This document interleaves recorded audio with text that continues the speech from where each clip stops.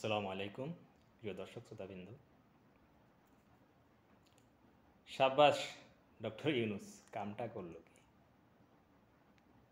দেখছেন? সত্যি উনি কামটা করলো কি? আমাদের সব বাঙালির সব শ্রেণীর লোকদেরকে উনি একটা বোকা বানিয়ে ফেললেন, তাই না? কেন এই কাজটা করলেন স্যার? আপনি কেন এই কাজটা করলেন? দেখুন, উনি 8 তারিখে শপথ নিয়েছে। অনেকে মনে করছেন কোথাকার কে বা কে ডক্টর ইউনুস, উনার কী বা জ্ঞান আছে? আশি ঊর্ধ্ব বৃদ্ধ লোক, উনি কি করবেন না করবেন, উনি কি দেশ চালাতে পারবেন না? অনেকে তো বলিয়ে ফেলল। আমি একজন লোকের কথা বলিয়ে ফেলি, নামে বলে ফেলি। গণ অধিকার পরিষদের নেতা কি বলছে আপনারা জানেন? উনি বলছে এই সরকার, আমি জানি নিশ্চিত, ভিডিওগুলো আছে আপনার ইউটিউবে দেখিয়েন। নূর বলছে আমি নিশ্চিত এ সরকার ফেল করবে, আমি নিশ্চিত এ সরকার ফেল করবে। উনি কথা বলিয়ে ফেলছেন, আমি নামটাও বলে ফেললাম এই জন্য। আপনারা ওনার এই 1.5 মাসের কাজকর্ম একটু অ্যানালাইসিস করে দেখেন। সব কিছু মোটামুটি গুটাই আসছে। দেশের যে প্রাণ অর্থনীতির জন্য টাকার দরকার, যেই বাংলাদেশের যেই ব্যাংকগুলো খালি হয়ে গেছে, দুর্নীতি হাজার হাজার কোটি টাকা, সুইস ব্যাংক, দুবাই, তারপরে বেগমপাড়া, এগুলোতে ইনভেস্ট হয়ে গেছে, চলে গেছে, কিন্তু তার ফিরে আসতেছে না। কবে কখন কীভাবে ফিরে আনে জানি না, হয়তো আনতে পারে কিছু, বাকি সবগুলো তার পারবে না। কিন্তু দেশটা তো একদম পঙ্গু হয়ে গেছে, খালি হয়ে গেছে। কিন্তু ওটার সমাধান উনি করে ফেললেন। একটা কথা আছে না, মেঘ না চাইতে বৃষ্টি আরম্ভ হয়ে গেল। উনি তো চানে নাই, শুধু একটু আলাপ দিয়েছেন আমেরিকারকে, এআইডি এসে সাথে সাথে 200 বিলিয়ন মার্কিন ডলার সহায়তা দিল। এরপরে পিপিলিকার মতো পিল পিল পিল পিল করে সব আওয়াজ তুলতে শুরু করলো। পিপিলিকা যেমন যে কোনো একটা খাবার দেখলে একজন একটু সঙ্গী যখন গর্তের মুখে যায়, হাজার হাজার পিপিলিকা পিল পিল পিল পিল পিল করে এসে চারদিকে ঘিরে ফেলে। জাস্ট ডাক্তার ইউনূসের অবস্থা সেই রকম হয়েছে। উনি জাস্ট আমেরিকা এআইডির পক্ষ থেকে যখন এসে শুধু 200 মিলিয়ন ঘোষণা করলো, সাথে সাথে জার্মানি ঘোষণা করলো, সাথে সাথে ইউএনডিপি ঘোষণা করলো, ইউএনডিপি ঘোষণা করলো, সাথে সাথে বিশ্বব্যাংক ঘোষণা করলো। এবং মালয়েশিয়ার ব্যাপারে কি হলো দেখেন। মালয়েশিয়া এখন বলছে কলিং ভিসা পুরো দমে চালু হয়ে গেছে, কিন্তু হাসিনা যেই হাইরে যে পয়সা কামাইছে কদম ব্যাপারীরা, সিন্ডিকেটগুলো, হ্যাঁ, সরকারিভাবে 1 লাখ কত ছিল না 84,000 ছিল, নিচে 4 লাখ 5 লাখ 7 লাখ করে যে সিন্ডিকেট, এটার পরে বন্ধ হয়ে গেছে কলিং ভিসা। যেই না যে 1-1.5 মাস হয় না ইউনূস সরকার আসলো, ওনার প্রতি কত আস্থা, কত বিশ্বাস বিশ্ব নেতাদের। এখন ওনারা আবার ফের কলিং ভিসা চালু করে দিলেন। তাহলে ওনার এটা কি, ওনারা যোগ্যতা বলতে হবে। আমি আরব আমিরাতে থাকি, এখানের আইনকানুন সম্বন্ধে কিছু না কিছু জানি। এখানে যে শক্ত আইন, মিছিল মিটিং তো দূর কথা, ফাঁসি হয়ে যায়, কেউ সরকারদের টু শব্দ বলতে পারবে না। সেটাকে অমান্য করে কিছু বাঙালি মিছিল মিটিং করছে। এই কারণে এদেরকে, আমাদের এখানে যে কনসুলেট আছে, ওনারা ওই আরবি লোকদেরকে বুঝাইছে যে এরা সন্ত্রাস, এরা সন্ত্রাস, এদেরকে গ্রেপ্তার করো, এরা জঙ্গি, সাথে সাথে ওদেরকে গ্রেপ্তার করছে। তখন কী হলো, একটা মজার ব্যাপার শুনবেন, আপনারা অনেকে জানেন। আমাদের এই দুবাই সরকার প্রেসিডেন্ট যখন ডক্টর ইউনূস সাহেব চিফ অ্যাডভাইজার হলেন, তখন ওনাকে শুভেচ্ছা জানার জন্য টেলিফোন করলেন। ইউনূস সাহেব করে নাই, উনি করছেন। টেলিফোন করার কথার এক ফাঁকে উনি বললেন, আমি শুনেছি আপনাদের কারাগারে আমার 57 জন বাংলাদেশি আছে, প্রবাসী আছে। সাথে সাথে উনি বললেন, আইন যতই, কানুন যতই শক্ত হোক আমার রাষ্ট্রের, কিন্তু আমি আপনার, একমাত্র আপনার কারণে আমি এই লোকগুলোকে ছেড়ে দিব। আপনারা দেখছেন ওই লোকগুলোকে ছেড়ে দিছে, মওকুফ করে দিছে। কয়েকজনের যাবজ্জীবন হয়ে গেছে, 10 বছর 5 বছর এভাবে হয়ে গেছে, 57 জন সবাইকে ছেড়ে দিছে এবং দেশও চলে আসছে। কত বড় সাফল্য, কত বড় জ্ঞানী লোকের কথা এগুলো। চিন্তাটা করছেন? আসেন, উনি যখন দেখলেন সবগুলো মোটামুটি একটু সচল হয়ে উঠছে, সবগুলোর কোনো ব্যাপারে মানুষ তেমন আর কিছু এখন আর বলতে পারতেছে না, তখন উনি কী করলেন, দেখলেন যে শুধু একটা জিনিস, একটা বিষয়, আইন শৃঙ্খলা এখনও তিনি পারতেছেন না। কেন পারতেছেন না? কিন্তু একমাত্র পুলিশের কারণে। পুলিশের উপর যে কারণে যেই সমস্ত দলীয়করণ হয়েছিল, যেই 100% দলীয়করণ হয়েছিল, সেটার কারণে একটা ম্যাসাকার হয়ে অনেকগুলো থানা জ্বলে গেছে, অনেক পুলিশ, মানে 40-46 জনের মতো পুলিশ মারা গেছে, পুলিশের মনোবল ভেঙে গেছে এবং উদ্ধস্তন উচ্চপদস্থ যে কর্মকর্তারা আসলে একদম আইজিপি থেকে সবাই ভাগিয়ে গেছে। তো স্বাভাবিক এই প্রশাসনটা কে চালাবে? দেশটা চলে পুলিশ প্রশাসনে। সুতরাং যারা আছে ওনাদের মনোবল ভেঙে গেছে। এখন ওনারাও দুদিলবন্দায় আছে, ইলেকশন তো হবে। যদি বিএনপি ক্ষমতায় আসে, জামাতে, আমি যতটুকু জানি জামাতের প্রতি ওনাদের কোনো ইয়ে নেই। ওনারা জানে জামাত সৎ লোক, জামাতে ক্ষমতা আসলে ওনাদের দুর্দশা হবে না। কিন্তু জামাত যতই অত্যাচার ভোগ করো, ওনাদের প্রতি ওদের ট্রাস্ট আছে, যেটা আমার দৃষ্টিকোণ থেকে আমি বলছি। কিন্তু বিএনপি যদি আসে, এখন যদি বিএনপির লোকদেরকে গ্রেপ্তার করে বা সাজা দেয়, তাহলে বিএনপি আসলে ওই এগুলো আবার আওয়ামী লীগের মতন এগুলাকে ওরা আবার চাকরিচ্যুত করবে। এই কারণে ওনারা কোনো রিস্ক নিতেছে না। এটার ভিতরে আপনারা জানেন, কিছুদিন আগে আপনারা তো অনেকেই কিছু কইতে পারতেন না। এই 2 দিন না 3 দিন আগে ইউনূস সাহেব সেনা সদরে গেছেন না সেনাবাহিনীর সাথে মিটিং করার জন্য। কেউ কি এর আগে করতে পারবে? আপনারা কেউ বুকে হাত দিয়ে বলেন স্যার, কোনো সংবাদ পরিবেশন হয়েছে? কোনো সামাজিক মাধ্যমে, কোনো একটা যোগাযোগ মাধ্যমে, কোনো একটা কেউ কোনো নিউজ করছে? করে নাই। এই যে কি জিনিসটা কি, যে সেনাবাহিনীকে মেস্টেজি পাওয়ার দিয়ে সন্ত্রাস দমনের জন্য, দেশের চিরুনি অভিযান চালানোর জন্য মেস্টেজি পাওয়ার দিয়ে নামানো হয়েছে। দেখছেন চমকটা কি? কি চমকটা? কতটুকু তার জ্ঞান? উনি দেখছে শুধু এই সেক্টরটা মেইন, আইন শৃঙ্খলার সেক্টরটা মেইন, এটা যে কোনো মূল্যে হোক এটা শান্ত করতে হবে, এটাকে ঠিক করতে হবে।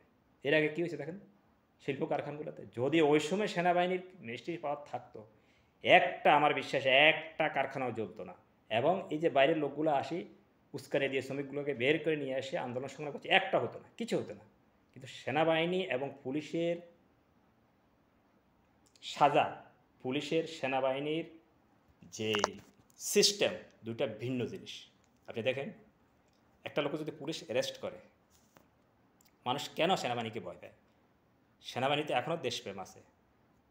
কোটি কয়েক অফিসার হয়তো বিগত সরকারের কারণে, দুর্নীতিবাজ কিছু অফিসার চলে বেলে থাকার কারণে এই যে সেনাবাহিনীতে কিছু দলীয়করণ হয়েছে, কিন্তু এখন তো ওদেরকে মোটামুটি আমার মনে হয় 80% ভাগাই দিছে, কিছু কিছু চাকরি শেষ।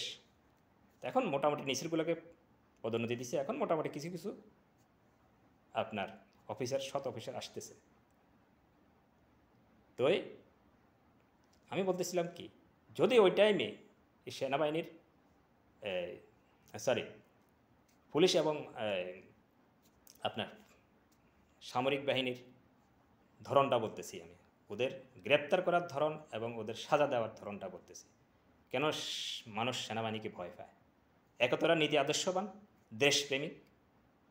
আর পুলিশকে দেশপ্রেমিক নীতি আদর্শবান বলা যাবে না যতক্ষণ পর্যন্ত এরা এই পুলিশ প্রতিষ্ঠানটার সংস্কার হয়ে আদর্শবান, নীতিবান, 5 ওয়াক্ত নামাজওয়ালা, সৎ, ঘুষ খাবে না, তারপরে দুর্নীতি করবে না, তারপরে টাকা পাচার করবে না, এগুলা বর্জন করে যেসব লোকগুলা উচ্চপদস্থ জায়গায় অধিষ্ঠিত হতে পারবে এবং এই পুলিশ প্রশাসনকে ঢেলে সাজাতে পারবে, তখনই কেবল পুলিশকে আদর্শবান, নীতিবান এবং দেশপ্রেমিক পুলিশ বাহিনী বলা যাবে, এর আগে বলা যাবে না। কিন্তু সেনাবাহিনীকে বলতে পারেন। তো যে কথা বলতে লাগছিলাম, পুলিশ একটা লোককে অ্যারেস্ট করলে কী করে? কয়টা বাড়ি দেয়, হাতে পায়ে অথবা হ্যান্ডকাপ পরায়, এরপর কী করে? থানায় নিয়ে যায়। থানায় নিয়ে হয়তো কিছু টর্চারিং করে, ব্যাস। এরপরে আদালতে তোলে, রিমান্ডে দেয়, জামিনে চলে আসে। নর্মাল হলে জামিনেও চলে আসে, যদি কোনো দুর্ধর্ষ হয় তাহলে জেলে যায়। আর যদি রিমান্ডে যায়, রিমান্ডে যাইলে টাকা পয়সার বিনিময়ে রিমান্ডটা আস্তে আস্তে জিজ্ঞাসা করে, ওই যে রিমান্ডের যে ধরন, ওগুলো চেঞ্জ হয়ে যায়। কারো করতে চেঞ্জ হয়, কারো ক্ষেত্রে টাকা না হলে চেঞ্জ হয় না। এরা ঘুষ দুর্নীতি করে। আর সেনাবাহিনী তো ঘুষ দুর্নীতি করে না। ধরেন এখন যে মেস্টেজে পাওয়ার দিছে, সেনাবাহিনী একটা লোককে, অপরাধীকে ধরলো, ধরে এরা কী করবে? চোখ বেঁধে ফেলবে। আমরা অপারেশন ক্লিন হার্ট বিএনপির আমরা দেখছেন আপনারা, আমি বাস্তব প্রমাণ। আমি তখন আমাদের একটা হোটেল ছিল চট্টগ্রামে, এক রাতে, যে রাতে ওই এলাকায় অভিযান হয়েছে, 36 জন সেনাবাহিনী, আমার তো রাত্রে দোকান খোলা থাকতো, রেস্টুরেন্ট, ওখানে আমার সব কাস্টমারকে উঠাই দিছি। ওরা এসে আমার প্রত্যেক চেয়ারে বসে গেছে। আমাকে বলছে, ভাই কিছু আসেনি? আমি তো ভয় বললে, আমি ব্যবসা করি, আমি যদি বলি তাহলে তো আমার পরের দিন সেনাবাহিনী চলে গেলে পরের দিন আমার আয়। কিন্তু তখন এই পরিস্থিতি ছিল না, কিন্তু এখন আছে। তো ওই দিন ওরা পরিচালনা করেছে, আমি দেখছি আমাদের কয়েকজন সেনার সাথে আমার আলাপ আলোচনা হয়েছে। ওনারা কী করে, অ্যারেস্ট করার সাথে সাথে চোখ বন্দি গেলে হাতরে 2 হাতকে পিছনের দিকে বাঁধে, উপর করে রাখে। কত ভয়ঙ্কর একটা সাজা! না পারছে সে কিছু দেখতে, না পারছে সে নড়াচড়া করতে, না পারছে সে হাত নাড়তে, এবং বসতে পারবে না, উপর করে থাকতে হবে নিচের দিকে। আমার সামনে কয়েকজনকে ধরে এনে দোকানের সামনে এনে গাঁইতে উঠাইছে, এসে এইভাবে রাখছে। আমি যেটা দেখছি বাস্তবটা আপনাদেরকে বলতেছি, না দেখে বলতেছি না। তো এটাই হলো শাস্তি সেনাবাহিনীর। এই কারণে সেনাবাহিনীকে মানুষ ভাগের মতো ডলায়, সে যেই হোক না। বিএনপির আলহাজ দস্তগীর চৌধুরী ছিল তখন সম্ভবত, ওনাকে ওই দিন রাত্রে ধারবাইসে ধরতে পারে নাই, কিন্তু উনি পিছনের দিই এই যে আপনার বাস স্ট্যান্ডের ওয়াল টপকে উনি পালাই গেছে। তাহলে উনি তখনকার সময় কত বড় একজন নেতা ছিল, বিএনপির শক্ত একজন নেতা ছিলেন, কিন্তু উনিও রেহাই পায়নি। আপনি চিন্তা করেন, বিএনপির কত লোক, বিএনপি কিন্তু ক্ষমতা, কিন্তু বিএনপির কত সন্ত্রাসী ধরা খেল। এখন মনে হয় এরা 20 বছর 25 বছর জেল কাটি কিছু কিছু এখন মনে হয় এবারে ব্যয় হচ্ছে। তা আমি বলবো সংশোধন হলে তো কোনো সমস্যা না, হয়তো বা ওনার যদি অনুশোচন আসবে, সংশোধন হয়ে যাবে, ওনারা সমস্যা নেই। কিন্তু এই জন্য বলছি, ডক্টর ইউনূস সাহেবের কাণ্ডটা দেখুন, দেখছেন আপনারা অবশ্যই। ভিডিওটা এই জন্যই করলাম, যাক আপনারা আমার ভিডিওটি শেয়ার করে দিবেন, আমার এই চ্যানেলটি সাবস্ক্রাইব করবেন, এবং এত বেশি বেশি শেয়ার করবেন যাতে এই ভিডিওটি সবার নজরে আসে এবং সবাই একটু আমার মতো হাসাহাসি করতে পারে। বুদ্ধিমানেরা অবশ্যই বুঝবে, জ্ঞানীগুণীরা অবশ্যই বুঝবে, আর যারা বুঝবে না, আমি আল্লাহ তাআলার কাছে ফরিয়াদ করব, আল্লাহ তাআলা যেন ওনাদেরকে বুঝার তৌফিক দান করেন। কিন্তু বাংলাদেশে একজন সৎ লোকের, স্বেচ্ছা লোকের, দুর্নীতিমুক্ত, টেন্ডারবাজ মুক্ত এবং টাকা ফাঁসার মুক্ত এবং জনগণের স্বার্থ দেখার জন্য, জনগণের দ্রব্যমূল্যের সহনীয় পর্যায়ে রাখার জন্য একজন সৎ যোগ্যবান শাসকের দরকার। এটার জন্য আমরা এই ভিডিওগুলো করি, আমরা টাকা কামানোর জন্য এই ভিডিও তৈরি করি না। এটার জন্য শুধু জনগণকে বোঝানোর জন্য, শুধু আমরা তো ক্ষুদ্র একদম নগণ্য গ্রামের একজন লোক, আমাদের কথা কে শুনবে, কোন নেতা শুনবে? একজন সাধারণ জেলা পর্যায়ের নেতাও তো আমাদের কথা শুনবে না। তো সুতরাং পুরো বিশ্বব্যাপী এখন সামাজিক যোগাযোগ মাধ্যম একটা মাধ্যম আছে, এটা আরও কত বছর থাকবে জানি না। এটা যতদিন থাকবে, সাধারণ জনগণ, সে একজন অল্প শিক্ষিত, বেশি শিক্ষিত, মধ্যশিক্ষিত, যে যেই হোক না, সে কিন্তু এই সব সামাজিক মাধ্যমের যে কোনো একটা মিডিয়াতে, ইউটিউব হোক, ফেসবুক হোক, ইনস্টাগ্রাম হোক, যে কোনো একটা মিডিয়াতে উনি ওনার মতামত তুলে ধরতে পারবেন। এতে কোনো সন্দেহ নেই, এতে কোনো অসুবিধা নেই। এবং আমরা মনে করি আমরা যে ভিডিওগুলো করতেছি, হয়তো কথা প্রসঙ্গে কিছু কিছু কথা কোনো কোনো পার্টির সম্মুখে চলে আসে, কিন্তু কেউ আশা করি ভুল বুঝবেন না, কিন্তু কারো আমরা বিরুদ্ধে করতেছি না, কিন্তু বর্তমান এবং অতীতের যে বাস্তব চিত্রগুলো হয়ে গেছিলো ওগুলো ধরে তুলে ধরি, এবং ভবিষ্যতে আমরা কি হতে পারি, কি করতে পারি, আমাদের রাষ্ট্র কীভাবে চলতে পারে, এই জন্য আমরা আমাদের মতামতটা দিচ্ছি।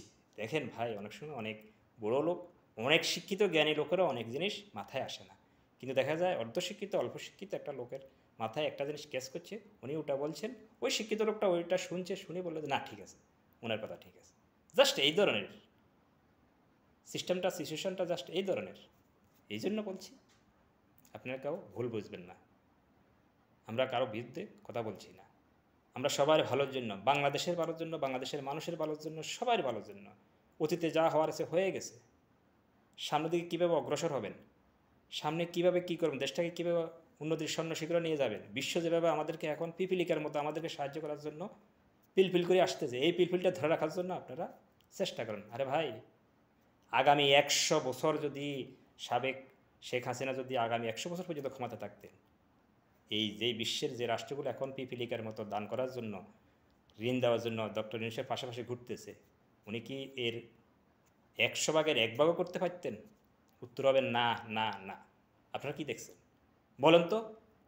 এই 15-16 বছরে কী কী অনুদান আসছে, কী কী ঋণ আসছে? সর্বোচ্চ বিশ্বব্যাংক থেকে ঋণ আছে। হ্যাঁ, কত অনুনয় বিনয়ের পরে, কত শর্ত পূরণ করার পরে 2টা কিস্তি পাইছে, এরপরে তো কিস্তি বন্ধ হয়ে গেছে। এটা লাগবে, সেটা লাগবে, ওইটা লাগবে। অথচ যার কারণে এগুলো হচ্ছে, আপনাদের কি মনে আছে এই ডক্টর ইউনূস সাহেবকে আমাদের সাবেক প্রধানমন্ত্রী শেখ হাসিনা উনি 2বার করে টুপ করে পর্দার নদীর নিচে ফেলে দেওয়ার জন্য, যমুনা সেতুর নিচে ফেলে দেওয়ার জন্য উনি বলছিলেন, কিন্তু পারে নাই। উনি টুপ করে ঘুট করে চলে গেলেন ইন্ডিয়াতে, কিন্তু উনার সেই চেয়ারটায় চট করে এসে বসে গেলেন ডক্টর ইউনূস সাহেব। তাহলে কি হলো? উনি টুপ করে ফেলে দিতে ছিলেন, আর উনি টুপ করে চলে গেলেন ইন্ডিয়াতে, আর চট করে বসে গেলেন উনার চেয়ারে ডক্টর ইউনূস স্যার। কি বুঝলেন? আল্লাহর কি লীলা খেলা দেখেন। রাখে আল্লাহ, মারে কে? সম্মান রাখার মালিক আল্লাহ, সম্মান নেনের মালিক আল্লাহ, দেনেওয়ালা আল্লাহ, নেনেওয়ালা আল্লাহ। এটা সবসময় মনে রাখবেন। এটাই রীতি দুনিয়ার, কিয়ামত পর্যন্ত এভাবে চলবে ইনশাল্লাহ। আল্লাহ এইভাবে মানুষকে সিস্টেম করে রাখছে। আসলে আমরা অনেক সময় অনেক কথা বলে ফেলি, এটা হলো না কা, ওটা হলো না কা, এটা ফেলেন না, ওটা ফেলেন না। আসলে আমাদেরকে ধৈর্য ধরতে হবে, কিন্তু আল্লাহর মনে কী আছে আমরা জানি না। একটা কাজ হয়তো আমরা বলতেছি, এটা কেন হলো, আল্লাহ আমাকে এটা কেন দিলেন, এটার পিছনে একটা রহস্য আছে। এই জন্য একটা কথা আছে না, সুখের পরে দুঃখ, দুঃখের পরে সুখ, আবার দুঃখের পরে সুখ, সুখের পরে দুঃখ। যাক, আর ভিডিওটা বেশি লম্বা করবো না, আপনাদের বিরক্ত করবো না। প্রিয় দর্শক শ্রোতাবৃন্দ, আবারও আপনাদেরকে সালাম, শুভেচ্ছা এবং অভিনন্দন জানিয়ে আপনার কাছে একটা অনুরোধ রইল, আমার এই ভিডিওটা যারা বা যিনারা বাংলাদেশ অথবা বিশ্বের যে কোনো বাংলা ভাষাভাষী লোকেরা দেখবেন, ওনাদের কাছে অনুরোধ, যদি পারেন একটি টাকাও খরচ হবে না, একটি পয়সাও খরচ হবে না, স্বাস্থ্যের কোনো ক্ষতি হবে না, জ্ঞানের কোনো ক্ষতি হবে না, শুধু আঙ্গুলের একটা টিপ লাগবে। এক টিপে সাবস্ক্রাইব করে দিবেন, বেল বাটনে অন করে দিবেন, এবং লাইক শেয়ার কমেন্ট তো করবেনই, সবচেয়ে বড় কাজটা করবেন, যদি পারেন সর্বোচ্চ শেয়ার করে দিবেন। কী জন্য? যাতে আমার এই কথাগুলা যাদের উদ্দেশ্যে লেখা, জেনাদের উদ্দেশ্যে লেখা, ওনারা যেন শুনতে পারে, ওনাদের নজরে যেন আসে। তাহলে আমি নিজেকে সার্থক মনে করব এবং আপনাদের জন্য দোয়া করব। ধন্যবাদ। ফি আমানিল্লাহ।